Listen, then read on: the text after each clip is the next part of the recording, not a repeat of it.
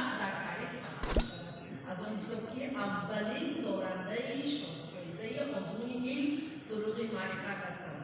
برنده شاهجایزه آزمون جمهوری علم فروغ معرفت در سال 2023 از نظریه اختراع‌کاری و نوآوری برنده بین اسپیرانتان، دکترانان، خادمان علمی، آموزگاران و نمایندگان کسب و کار گوناگون داداجانов جهانگیر یولداش ماتویچ از دانشگاه دولتی تهران.